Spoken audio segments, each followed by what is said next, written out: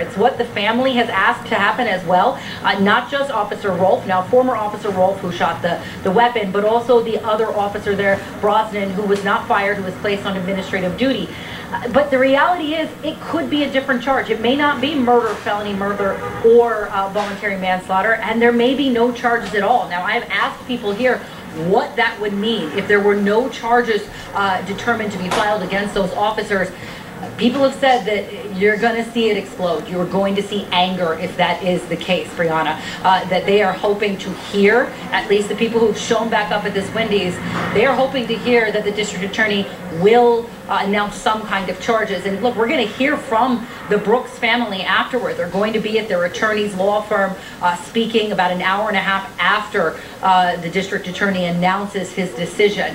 And, you know, we should also mention there's a totally separate investigation going on as well. So this is the DA's investigation and whether or not he's going to present those charges. The Georgia Bureau of Investigation's also looking into this as well right now. And, you know, again, for the people who are out here, they want to hear Paul Howard announce charges. Most of them that I talk to, they say they want to hear that murder charge announced at 3 p.m. today. Yeah, Diane Gallagher, thank you so much, live from Atlanta. I want to bring in civil rights and the Democratic leader, Chuck Schumer, about these efforts today. The Senate Republican proposal on policing does not rise to the moment. So we have a tale of two chambers, a glaring contrast between a strong, comprehensive Democratic bill in the House and a much narrower and much less effective Republican bill in the Senate. Senator, how do you see this? In some ways, it could seem pretty hopeful that you have both sides at least agreeing that they have to do something, introducing a bill. Mitch McConnell wants to get it going faster, and the Democrats doing a little bit of posturing. But what do you think the chances are of actually getting something done here? Well, I think that the chances are very good because we need to get something done here. Far too often the default in Washington is along partisan lines. That is not acceptable at this time in our country's history. We have to move beyond party, we have to move beyond Democrat bills and Republican bills and recognize that what passes the United States Senate will take votes from Democrats and Republicans. We can't avoid this debate. This debate has been avoided for too long in our country. The plain fact of the matter is, if I, as a white man, had been in the same situation as George Floyd, I would be alive today. And that's wrong. We have to recognize it, and we have to address it in a way that is meaningful. And that's why this debate is so critically important. So when it comes to something like a no federal ban on chokeholds in the Tim Scott version, but something that would say, well, take away federal funding, I mean, is that a big enough stick to get local police forces to change their policy? Well, you know, in Colorado, we've had departments and counties that have banned things like chokeholds prior to this murder of George Floyd. But we also now have legislation in Colorado. Colorado is actually a good model. The state legislature started out with what was seen as a partisan bill that looked like it only had Democrat support. As it moved through the process, though, it brought both Republicans and Democrats along with it, and they did ban chokeholds. And so I believe what we are trying to do is complementary of the work that a state like Colorado is doing, and we have to continue to work with our states to make sure that we're providing progress and reforms and ending the kind of violence that we see. They just think it's too mild. Republicans, on the other hand, have been saying for days they feel like the Democratic plan does too much to try to federalize law enforcement prerogatives that belong to state governments, that belong to local governments, belong to your local city and town. They don't want to see a federal government takeover. So these issues are at loggerheads, but I do think that there remains a good faith effort back and forth, not necessarily in terms of negotiation, but in terms of at least continuing to advance these bills in parallel so that maybe perhaps somewhere along the line, maybe in a conference committee or elsewhere, we can get something that the two parties agree on. But for right now, other than that both have the name justice in the title and both are broadly addressing the issue of police reform, there's not a lot that unites these two efforts. My visual tour of Virginia, going to the eastern part. And specifically for my friend Mr. Buck, the grand jury target, tracking key issues in white-collar prosecutions. With that, I yield back. Without objection, the statements are accepted and the gentleman's time has expired. And that amendment by Representative Armstrong, debated earlier today, was defeated by the committee. Back live now to the meeting room in the Capitol Visitor Center, the auditorium where the House Judiciary Committee is meeting to mark up the police reform legislation proposed by House Democrats. They've gotten through some amendments and they will continue their work in just a short bit here, and we'll stay live here on C-SPAN.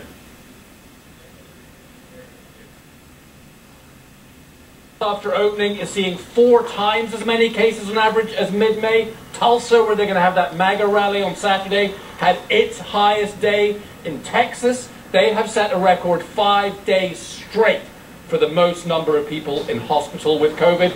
And one Arizona hospital just told us that they have now run out of COVID ICU beds. Arizona just smashed its record. Nearly 2,500 new COVID-19 cases in a single day. So did Florida. We're not shutting down. You know, we're going to go forward. We're going to continue to protect. And Texas. The reality is COVID-19 still exists in Texas. Case counts now climbing in 21 states.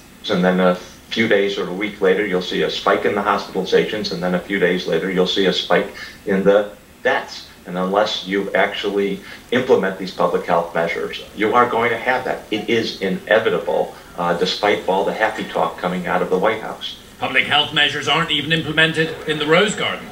And those medical members of the White House Corona Task Force have, one source tells CNN, resorted to meeting among themselves on the phone before briefing their boss, the vice president. We've slowed the spread, we've cared for the most vulnerable, we've saved lives, Mike Pence just wrote in the Wall Street Journal. We've created a solid foundation for whatever challenges we may face in the future. That's a cause for celebration, not the media's fear-mongering. We go to work every day to help those who need us. In Orange County, California, pro-mask protesters drowned out by anti-maskers. But yet another study just found they work, preventing up to 450,000 cases between early April and mid-May in the 15 states and DC where masks were mandatory. In South Korea, everyone on public transport must now wear one. And with an aggressive test, trace and treat program, South Korea has kept its COVID death toll to 279. In the US, we're now over 117,000 and carrying out about 500,000 tests a day. All of the experts, myself included, think we need, 3, 4, 5 million at least per day. We're just not getting it. At least 26,000 of America's dead lived in nursing homes, but bars could be the next concern. 16 friends who went unmasked to a Florida bar have all now tested positive. Governor, mayor, everybody says it's fine. We go out, it's a friend's birthday. It was a mistake. Yes, they are now testing more young people in Florida, but the median age of those testing positive was over 65. It's now 37. So, bad news from the south, better news from the northeast. 17 deaths reported in New York State. That is a record low, still tragic, but a record low. And the governor has said that his daily COVID briefings, Friday will be his last. 111 days after his first. Brianna. Nick Watt, thank you for that. The city council in Montgomery, Alabama just voted down a measure requiring people to wear masks despite having the highest number of from type 2 states ceremonially commemorate Juneteenth. This action will formalize of Rayshard Brooks. Katie Beck is on the scene in Atlanta. We've been checking in with her the last couple of hours. And Katie, I know we're just minutes away there. You were saying that you could feel that there's been an anticipation that something's coming. Absolutely. The intensity is certainly up here at the Wendy's, Chuck. As you can see, this crowd behind me is growing in size and is growing louder as we get closer to this decision. There is a certain intensity in the air and a certain energy, perhaps anxiety over what will happen in the next few minutes when the district attorney announces his decision on these charges. Will he move forward with a murder charge? Will he bring no charges? Will it be against one officer or will it be against both? These are the form how important it is for us also to remember that we have to think about people who are transitioning out of prison and back into society to help prevent recidivism, and can law enforcement help be a part of that? Absolutely, and Dana, thank you so much for having me. You know, I think that it's very, very important that we bring law enforcement to the table when we're working with this segment of the population. You know, right here in our local community, the Las Vegas Metropolitan Police Department has done a phenomenal job at that, where the sheriff has given us over 100 uniformed officers that come into the lives of people that are returning to our community to help them to succeed. You, I imagine you're going to be put to work here in a few minutes. So take a minute and we'll see you in a few. Thanks. Thank you. And that is going to do it for us today. Nicole Wallace and Brian Williams are going to pick up that story and many others right. In a functioning society, that encounter would have resulted in Mr. Floyd is going to be prosecuted. Taser, whether or not it was considered a deadly weapon or not. These are things that we're going to have to ask Paul Howard when he arrives here. But we're told at 3 o'clock he will announce whatever his findings are. We know investigators have been working on this since after the shooting. So it'll be interesting to see how they move forward, especially in the community filled with so much pain. Let me just stay with you quickly, Ryan, because it's my understanding. We have also viewed 3 citizen cell phone videos. With many of the videos, we had the opportunity to enhance the videos so that we could get a better look. The other thing that we have had an opportunity to do is to view some of the physical evidence. The Chevrolet Trailblazer was a vehicle that was in the line at Wendy's on the night of this incident, and it received a shot from Officer Ross' gun. We've had an opportunity, along with the GBI now, to view that Trailblazer. My office has had an opportunity for investigation at about 1:15 a.m. on Saturday morning, and we have been working on this case around the clock since that time. Go to the next slide. We have spent some time examining the taser evidence in this case. We've actually examined and possessed the 2 tasers that were used. We have also had an opportunity to examine the taser logs that are prepared as the tasers are used, and we have also consulted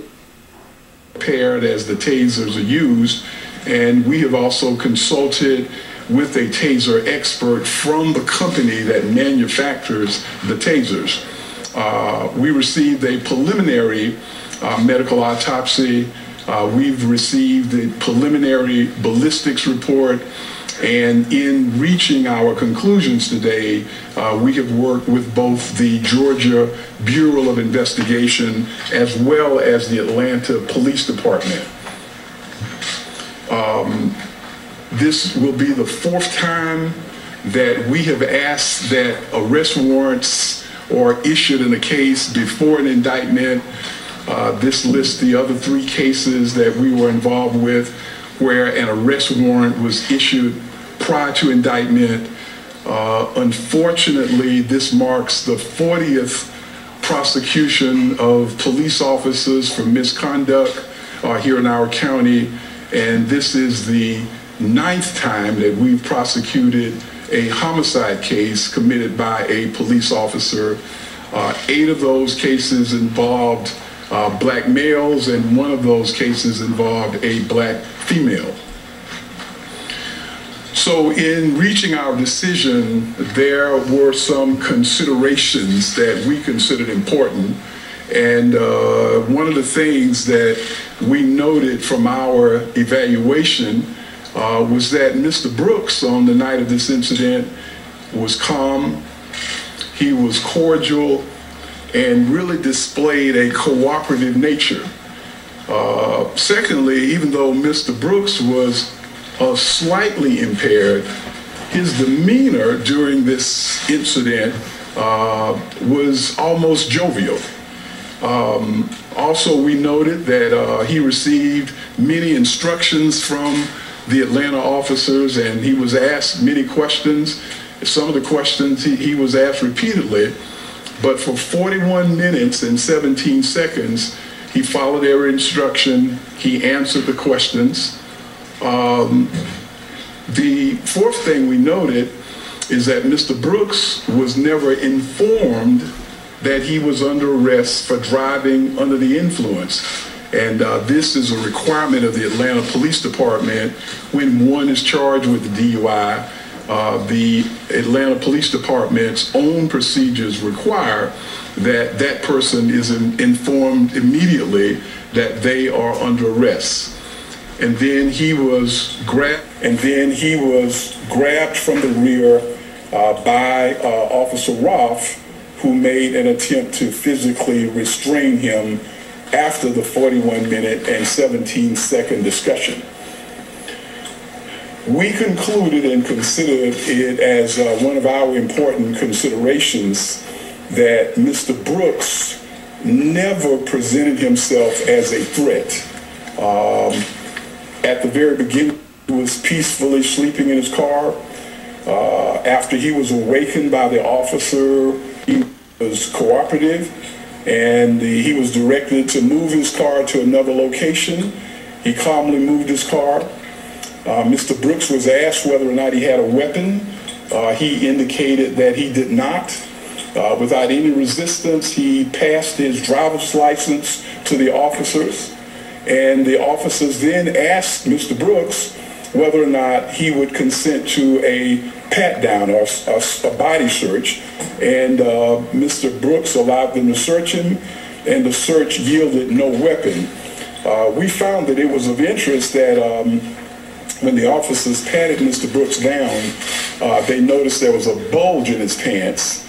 They did not pull that item out of his pocket. They took Mr. Brooks's word that that bulge represented a number of dollar bills.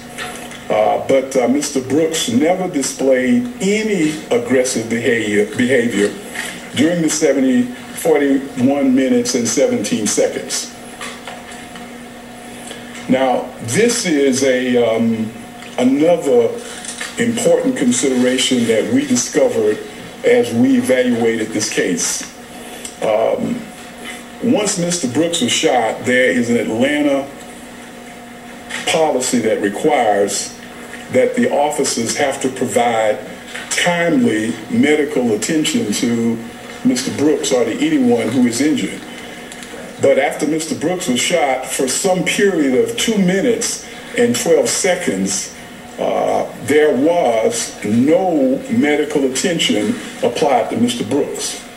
But when we examined the videotape and in our discussions with witnesses, what we discovered is during the 2 minutes and 12 seconds that Officer Roth actually kicked Mr. Brooks while he laid on the ground, while he was there fighting for his life. Secondly, from the videotape, we were able to see that the other officer, Officer Brosnan, actually stood on Mr. Brooks's shoulders while he was there struggling for his life. We were able to conclude that based on the way that these officers conducted themselves while Mr. Brooks was lying there, that the demeanor of the officers immediately after the shooting did not reflect any fear or danger of Mr. Brooks, but their actions really reflected other kinds of emotions. So as we are drawing our legal conclusion in this case, we were led by the two foundational cases in this matter, one being Tennessee versus Garner, and what that case points out is when an officer is pursuing a fleeing suspect, that the officer may not use deadly force to prevent escape unless the officer has probable cause to believe that the suspect poses an immediate threat of death or of serious physical injury to that officer. The next foundational case that we used in our analysis is Graham versus Connor, which says that this test is based upon that of a reasonable officer on the scene and not the individual officer, but a reasonable officer on the scene. We've concluded at the time Mr. Brooks was shot that he did not pose an immediate threat of death or serious physical injury to the officer or officers. If you would get the photograph.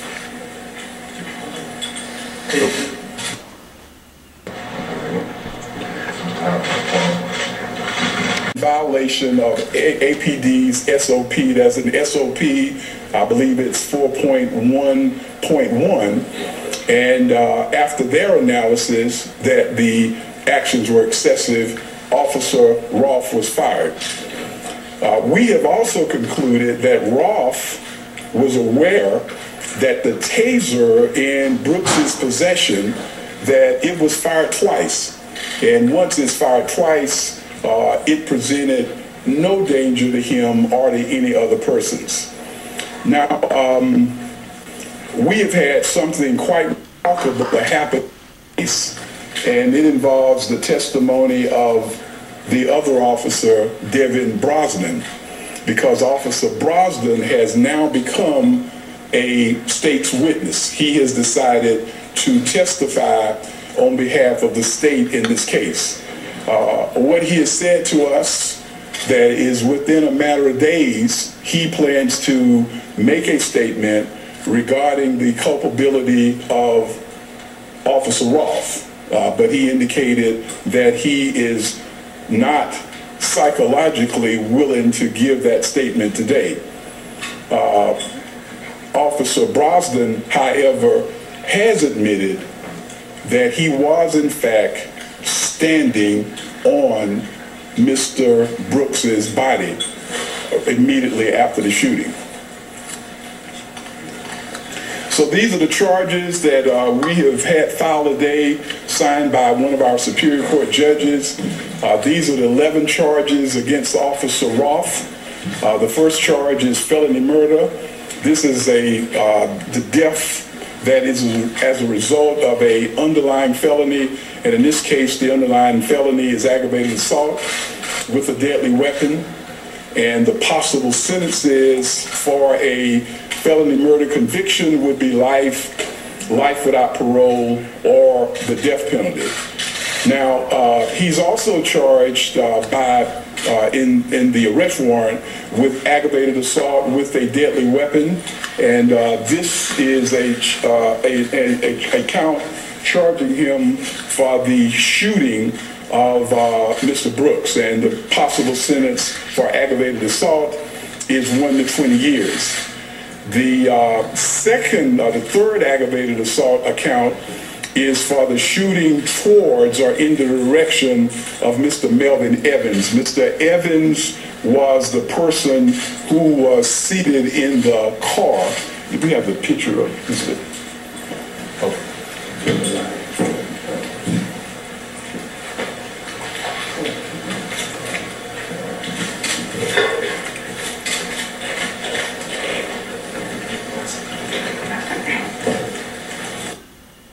Companions were driving and a shot was fired, and I believe we've also got a photo of the shot that ended up in the vehicle. I think you gotta stand it up. And so with count 4 against Miss Officer Roth, and so with count 4, with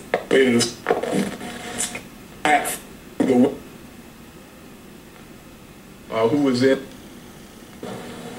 count 5 is an aggravated assault charge, and this was a charge for shooting towards or in the direction of Michael Perkins. Mr. Perkins was seated in the rear of this same vehicle at that time, There's a charge for criminal damage for shooting into that vehicle. Also, Officer Roth is charged with 7 violations of office. Each one of those carries a 1 to 5 sentence. These are violations of his oath of office for the City of Atlanta, arresting Mr. Brooks for the DUI without immediately informing him of the arrest, shooting a taser at Mr. Brooks while he was running away, which again is a violation of Atlanta's own SOP. Thirdly, excessive force when shooting a firearm at Mr. Brooks. And number 4 is the failure to render timely medical aid. Those are the 4 violations of oath. The 8th is for kicking Mr. Brooks, and the possible sentence for kicking Mr. Brooks is from 1 to 20 years. And we actually have a photograph of the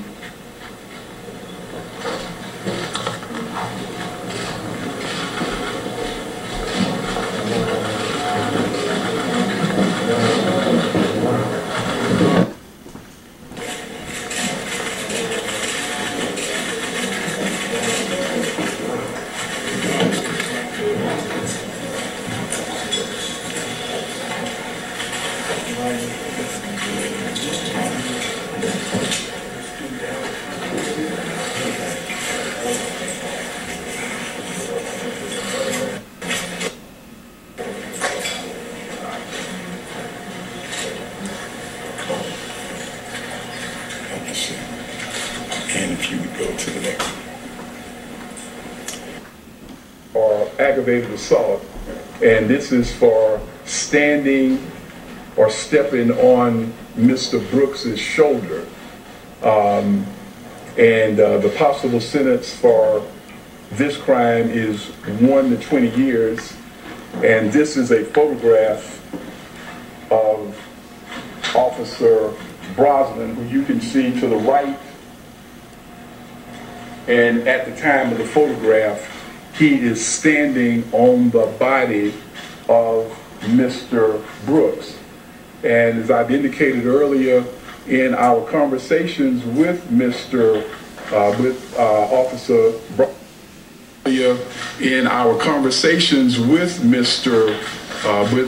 Officer Brosnan, he has admitted that he stood on the body of Mr.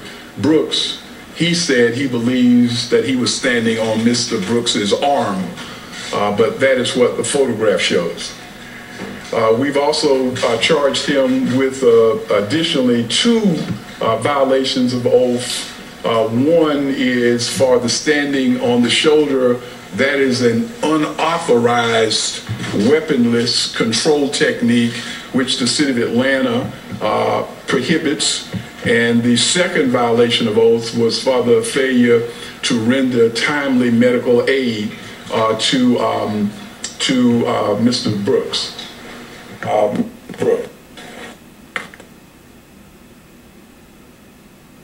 Have already been signed.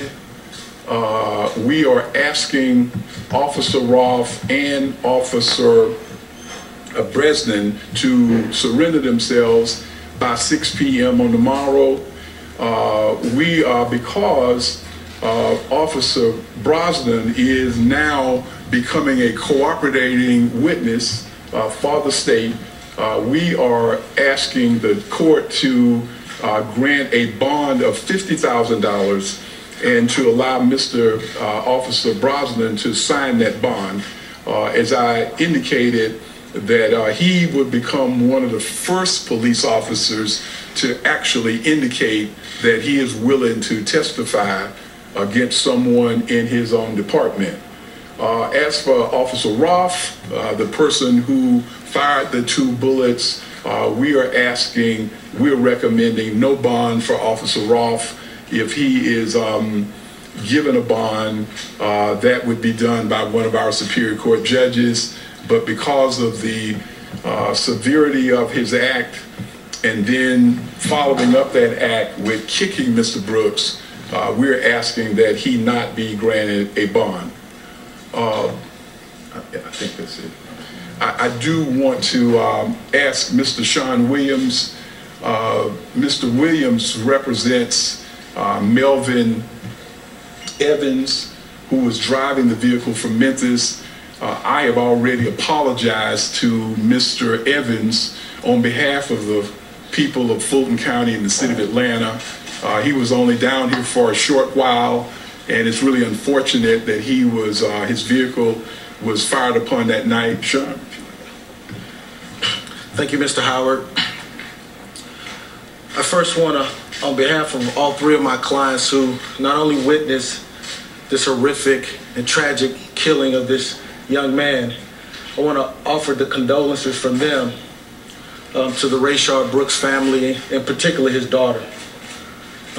It has been very difficult for each one of my clients because they witnessed it, and they themselves have a lot of emotion on what they saw and what they was a part of voluntarily.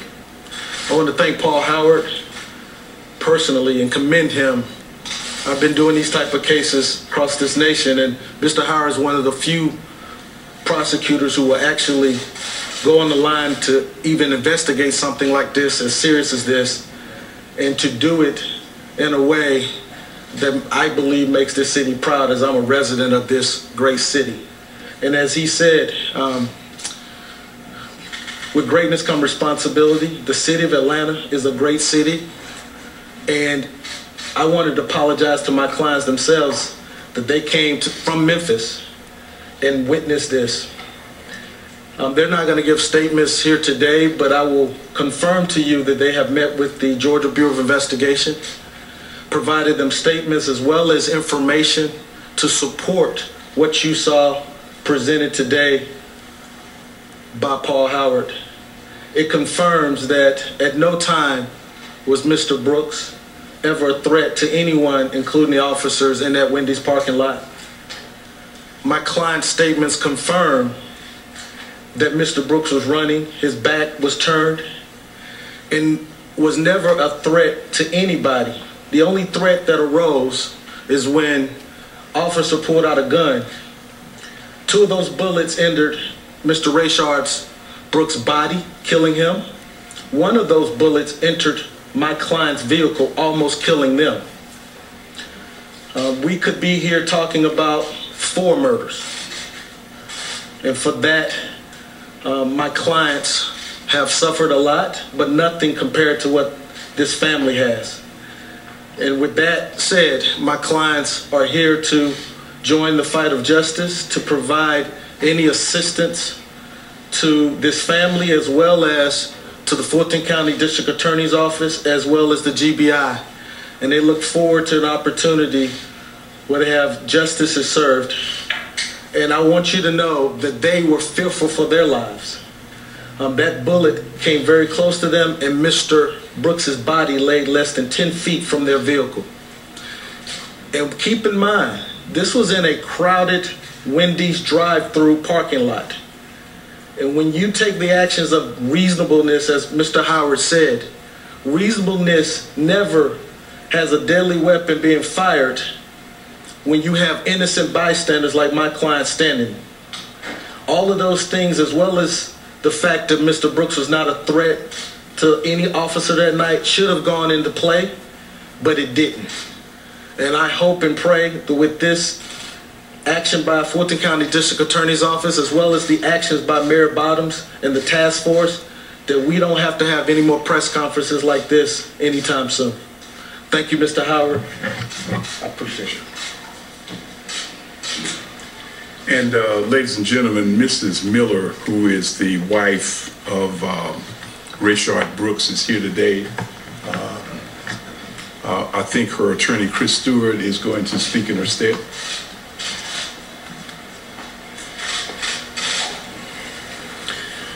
Good evening, I'm Chris Stewart with my law partner, Justin Miller. Tamika is not in a position to speak right now. She wasn't aware of all of this information, just like we weren't aware, just like I don't believe the nation was aware of all of this, that the shot happened after the deployment of the taser, where he started running again, that you would kick another human being after you just put 2 bullets in his back. But even in dark times like this, you have to try and see the light. And the positivity of this situation is the courageousness of Officer Brosnan to step forward and say what happened was wrong. It is officers like that who change policing. And I know he'll probably catch all kind of problems and hate and things like that, but it's the courageousness of those type of officers that we love and support. It's the courageousness of district attorneys that are going to do their job. And we were willing to accept whatever the findings were. But that's why people elect you. Do your job. That's why you become a police officer. Do what's right. So it's not a day of joy watching the charges and what's going to happen to this officer, because it shouldn't happen. So it's heartbreaking, but it is an attempt to redefine justice. Because like I said before, we don't have any idea what it is anymore in this world. And if this is what justice is going to start looking like, officers stepping forward to stop other officers, coming forward and helping try and get a family who now has their father gone justice, then we support it. And thank everybody out there who is supporting this family and trying to change the world of policing for the better for everybody.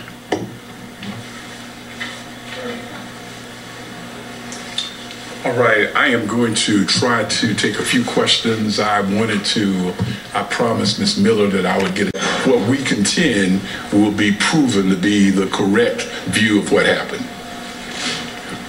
Thank you all very much. Just meted out 11 charges against Garrett Rolfe, the Atlanta police officer who fatally shot Rayshard Brooks not even a week ago on felony murder. Shocked most people watching this issue, certainly not what was predicted beforehand. Garrett Rolfe charged with felony murder, and news that his partner, Officer Brosnan, is cooperating. The DA there dropping a little bit of news at the end, saying that they have interviewed him twice. Also some horrific new details and information about the shooting that resulted in the death of Mr. Brooks. The taser that he apparently had taken was dispatched, did not represent a threat to the officers. The DA's view is that they knew that. Rayshard Brooks was kicked by the officer who's been charged with felony murder. Devin Brosnan stood on his shoulder. So the more you know, the more horror you feel. Joining us now for reactions, some of the people that we turn to in cases like this, but I don't know that there has been a case just like this. Paul Butler is here. Paul Butler, your thoughts to the charges announced by the district attorney. The district attorney is throwing the book at Officer Rolfe.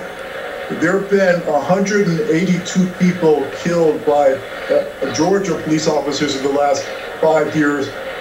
Only one before today had been charged with murder. So Officer Rolfe is the second person to be charged with murder. That first officer who was charged with murder was not convicted of murder. And so the district attorney has quite a task ahead of him.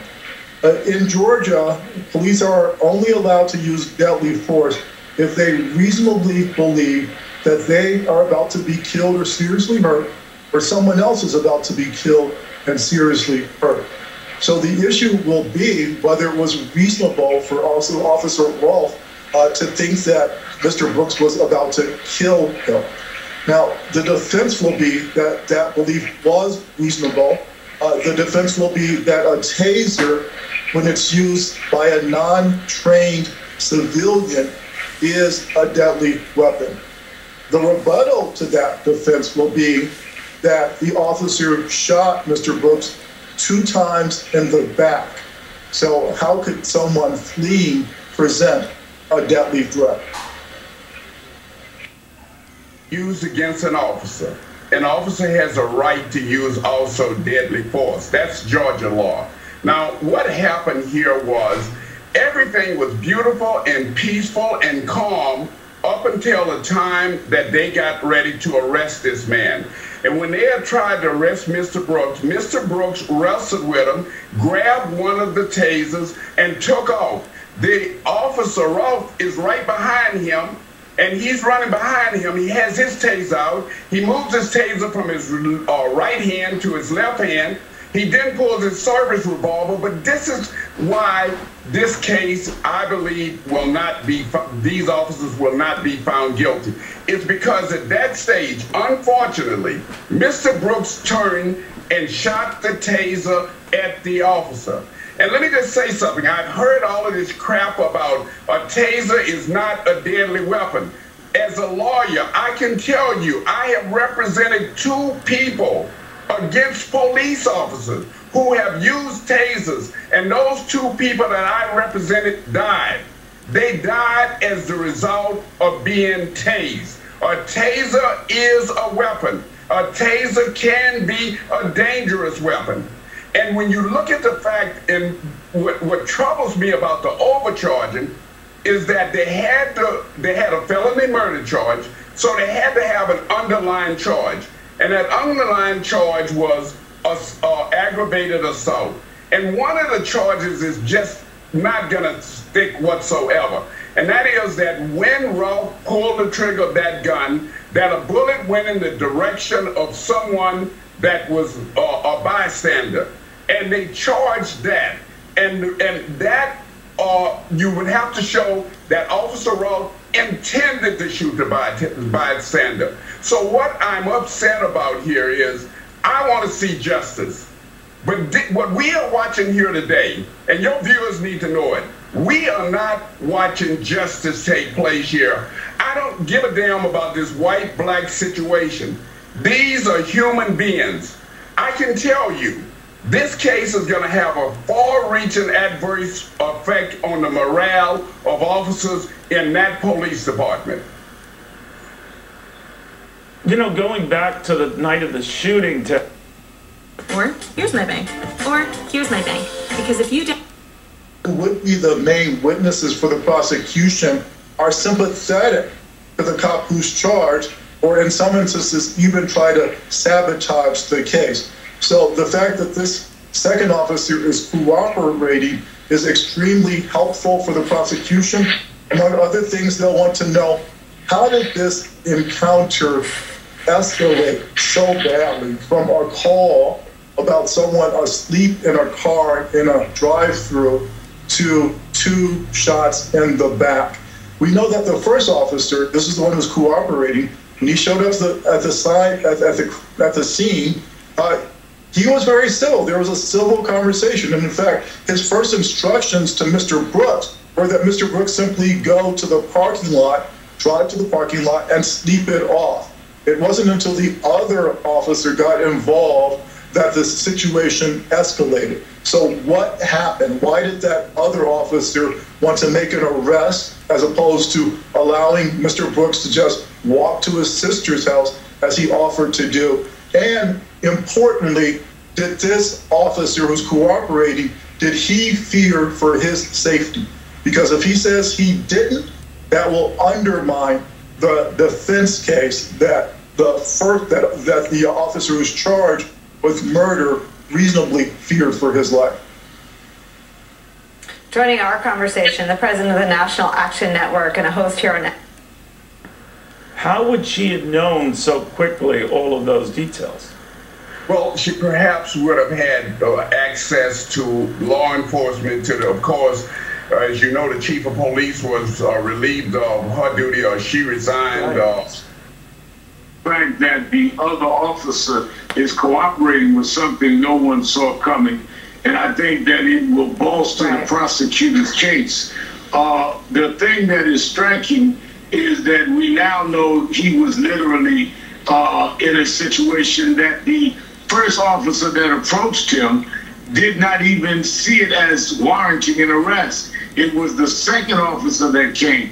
What made this officer operate and feel that he had to escalate it? What made him, when they knew the taser or was in the condition that it was, would make him feel he was under threat to shoot someone in the back and then kick him once he was down. And I think, Nicole, the bigger issue that's going to come out of this, bigger and I would say equally big, because it's not bigger than taking a man's life, especially if it appears to be unjustified, is that in this climate, we still are having people in the legislature and in the White House that's debating whether or not we need to have real penalties for police that do things wrong. This is not a climate to be talking about suggesting and incentivizing police to do what is right. This is about enforcing the law. If you have police that, according to another policeman, had no reason to even be talking about arrest and kicked the man after he shot him twice in the back, they don't need to be incentivized. They need to be prosecuted and incarcerated. The law must work, and I think this puts more pressure on the Senate and the president to deal with this. Brad, I wanted to ask you about some of the more difficult details to listen to, and it's the one you referenced, that Officer Rolfe kicked Mr. Brooks after he shot him twice in the back, and then that the cooperating officer, Officer Brosnan, stood on his shoulder. I mean, so much of the horror of George Floyd's death is the physical domination sought by police officer Chauvin over George Floyd, literally until he died. There are echoes of those horrors in the kicking of Mr. Brooks and in the standing on his shoulder. Both took place after he was shot. The horror of it makes me feel like retraining may not be enough. I mean, how does it get to that point where any suspect, any human, is handled that way by a police officer? Training is not enough when you're dealing with people that apparently have that kind of venom and that kind of feeling about human beings that they're dealing with. I think that we've got to deal with the fact that we are processing people without really understanding their opinions, biases, or feelings about other human beings. If you look at someone putting their knee on someone's neck 8 minutes and 46 seconds in Minneapolis in the case of Floyd, now you have a case of kicking someone and standing on them in the case of Atlanta. We have a problem that is way beyond trying to just deal with training manuals and trying to deal with, we'll give you more money if you behave. There's got to be some deep-seated venom and a deep sense of we're less than human that we're dealing with here. And how we deal with that, I think, is that policemen, like every other citizen, must know they will go to jail. They will pay the ultimate price. But as long as they feel that they can operate in a way as inhumane as this is, as vicious as this is, but that the unions will give them the best lawyers and they'll walk out of court if they go to court at all, they will operate in this same kind of demonic fashion. And that is scary for all American citizens. Rob. Way more than furniture. Re-elected. Infections surging. COVID-19 is on the rise in 18 states. More than a dozen cases traced back to a Florida bar just hours after it opened. And remarkable images from Kentucky tonight. People waiting 8 hours in an unemployment line. The Kobe Bryant crash. Federal investigators with new information tonight about what may have caused the deadly helicopter accident. Quaker Oats tonight announces it'll drop the Aunt Jemima brand, vowing to fight racial stereotypes. And ahead of Father's Day, some heartwarming moments of fatherhood. A record 5,300 cases over 48 hours. ICUs in Alabama nearing capacity. The toll on African Americans and Latinos. Tulsa setting a daily record for new cases just as President Trump's first rally is set to play out there. The breaking headline tonight in the Kobe Bryant helicopter crash, the preliminary report from the NTSB just in, and what it now reveals. The debate over whether to fly in bad weather, the pilot possibly disoriented. Investigators say just before the crash, he reported climbing out of fog. He was actually descending. American fighter jets intercepting Russian bombers, the images tonight. The news on Colin Kaepernick after NFL Commissioner Roger Goodell suggested teams hire him back. What we've now learned tonight. This is ABC World News Tonight with David Muir. Good evening, and it's great to have you with us. Ended 41 minutes later when police tried to cuff him without telling him he was under arrest. They struggled and Brooks grabbed one officer's taser. He was shot when he took off running. Investigators now say that taser was unable to fire because it had already been used twice. There's also breaking news out of the White House tonight. Stunning new allegations that President Trump tried to get China's leader to help him win re-election. And finding several issues with that attempted arrest and with the gunfire that took Brooks' life. Former Officer Garrett Rolfe is now facing 11 charges, including felony murder for shooting Brooks in the back. Officer Devin Brosnan facing 3 charges, including aggravated assault for stepping on Brooks' shoulder as he lay on the ground. And the DA saying today that that second officer, Devin Brosnan, has agreed to turn state's witness to testify against Garrett Rolfe. But that officer's attorney late today denying this, saying there is no deal. ABC's Steve Osunsami leading us off again tonight from Atlanta. It's what the streets wanted, a murder charge in Atlanta tonight for the officer seen here shooting Rayshard Brooks in the parking lot of this Wendy's restaurant last Friday night. The first charge is felony murder. Garrett Rolfe, who lost his job a day later, is accused tonight of felony murder and 10 other charges that could cost him his life if he's convicted. Officer Devin Brosnan, who was first to arrive on the scene, is charged with aggravated assault. The county prosecutor who made the decisions said that these photos steered his thinking. Pictures of former Officer Rolfe kicking Brooks as he's dying, and pictures of Officer Brosnan standing on the shoulder of the man. Officer Rolfe actually kicked Mr. Brooks while he laid on the ground, while he was there fighting for his life. It all began with a call that Brooks was asleep at the wheel in the drive-thru of the restaurant. Officer Brosnan gets there first. Hey. Sir. What's up, man? Hey, you're parked in the drive-thru right now. Hey, sir. Alright, you good? Yeah. Brooks wakes up and moves the car into a parking space. Officer Rolfe arrives, and this is now an alleged DUI. Hold on, Mr. Brooks. Will you take a preliminary breath test for me? It's yes or no.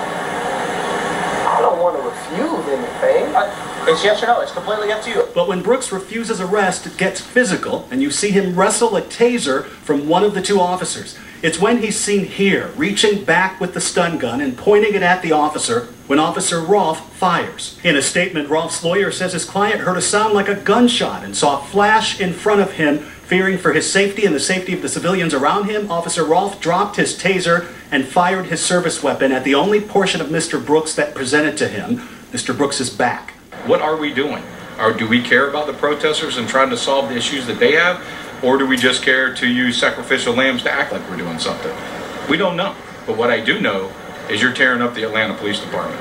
The prosecutor says there's a lot more to the story, that Brooks was 18 feet away when the first shot was fired, that the taser Brooks had wrestled away from the officer had fired all of its rounds, and that Rolfe yelled, "I got him," after firing the deadly shots. Brooks' family tonight says this is the starting point of justice. I was very hurt.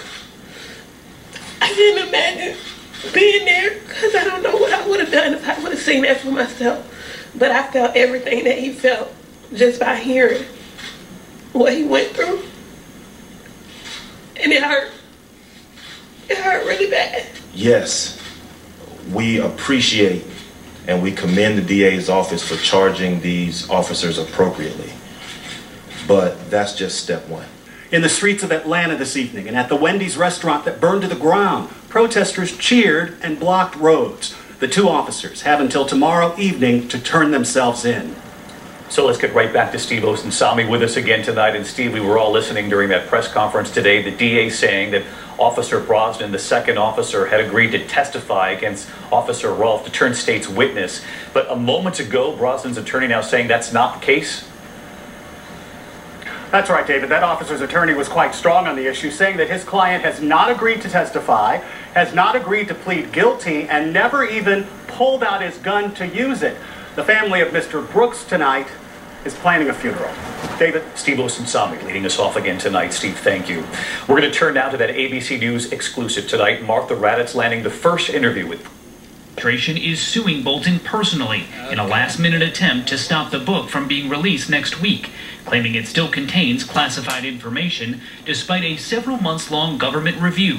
President Trump's view of what should be classified goes far beyond the actual standard. I will consider every conversation with me as president highly classified. In the book, published by Simon & Schuster, a division of Viacom-CBS, Bolton alleges President Trump expressed a willingness to halt criminal investigations, to in effect give personal favors to dictators he liked, citing cases involving China and Turkey. Bolton writes, the pattern looked like obstruction of justice as a way of life. Bolton also says during the 2018 summit with Kim Jong-un, Secretary of State Mike Pompeo slipped him a note saying President Trump is so full of expletive, a pattern Bolton claims of administration officials regularly disparaging the president behind his back. The White House is pushing back tonight, saying that Bolton is undermining national security and trying to profit off of his time here at the White House. His book does now top Amazon's bestseller list. Nora. Ben Tracy at the White House, thank you. Putin. I think Putin thinks he can play him like a fiddle. I think Putin is smart, tough. I think he sees that he's not faced with a serious adversary here. I don't think he's worried about Donald Trump. Donald Trump, as we say, sees himself as a deal maker. What happened to the deal maker in those situations? Well, the president may well be a superb deal maker when it comes to Manhattan real estate. Dealing with arms limitation treaties on strategic weapons, dealing in many, many other international security issues are things far removed from his life experience. When you're dealing with somebody like Putin, who has made his life understanding Russia's strategic position in the world, against Donald Trump, who doesn't enjoy reading about these issues or learning about them, it's a very difficult position for America to be in. Bolton was criticized for not testifying during the president's impeachment last year, saying now it was because the focus was too narrow and politicized, and that Congress should have investigated Trump for additional possible impeachable offenses, charging that Trump attempted to intervene in criminal probes with foreign adversaries as personal favors to dictators he liked. In his new book, out June 23rd, and in our interview, Bolton also says he heard firsthand from Trump that security aid to Ukraine was directly tied to his requests that Joe Biden and others be investigated by the Ukrainian president, which Bolton says he himself found deeply disturbing. Bolton saying he was alarmed at what he described as obstruction of justice as a way of life, adding that foremost on Trump's mind at all times was re-election. I am hard-pressed to identify any significant Trump decision during my tenure that wasn't driven by re-election calculations. One example, says Bolton, the president asking China's President Xi to buy soybeans and wheat to help win the support of farmers, quote, pleading with Xi to ensure he'd win. And Martha Raddatz with us live tonight from Washington. And Martha, there's going to be so much to unpack from your interview Sunday night. But one question. What other people in the similar industry are doing, and you pick up some things that say, oh, that's a great idea. I hadn't thought of that. Let's do that. An 85% increase since Memorial Day. Florida's new cases include 7 employees of one Jacksonville pub, which temporarily shut down. Erica Chris believes she and about a dozen of her friends. The way Trump, flat out stupid. Why do you think, Tom, the president is so set on moving forward with this potentially very dangerous campaign rally in Tulsa? Yeah, I really, it's literally beyond me, Wolf. He thinks that this will somehow appeal to his base by defying the supposed liberal consensus that you should wear a mask and social distance and prevent super spreader events. But there's nothing liberal about this. Mother Nature is not interested in liberal or conservative. She has no clue where the border is between Oklahoma or Texas. And you can see how all of this is spreading, to all these different markets where it didn't hit early on. And so I have no idea what goes through his mind. I think there's only two things on Donald Trump's mind, and you see this in the Bolton book. One is how to get reelected, you know, and the other is Donald Trump, and everything else be damned. You know, we're learning new details. If they're true, but even Bolton has run into credibility issues with his own claims. I think he was on board with the weapons of mass destruction argument, and even I think former President Bush called his credibility into question. He left on pretty bad terms when the president fired him and then announced it on Twitter. And already some of his books has been refuted. William Barr, the Attorney General, denied parts of the book that came out back in January. So if this is all going to, as Julie said, a lot of this is already out now. So for the future. Really going to be about how he responds to this. Does he do the classic Trump denial, it's all fake news? And if he does do that, which I fully expect him to do, will the public believe it? Because there have been many former administration officials come out and make pretty damning claims against the president, and we're getting closer and closer. Cases on increased testing.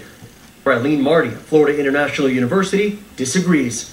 The bottom line is we're seeing more hospitalizations, and that's not from increased testing. That's from real people who are needing hospital care. That means true increase in cases, not just what we're detecting. Tulsa, Oklahoma, setting a daily record for new cases as the city prepares for the president's first rally since the pandemic hit. People are already lining up outside. Tulsa's mayor saying any rational person would have concerns about the rally. One local health official thinks it should be postponed. So many people are over COVID, but COVID is not over.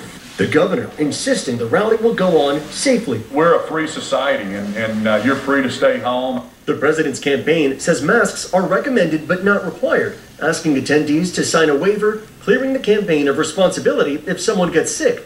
Tonight, presidential hopeful Joe Biden blasting Trump's coronavirus response. Now he's just flat surrendering the fight. Instead of leading the charge to defeat the virus, he just basically waved a white flag and has retreated.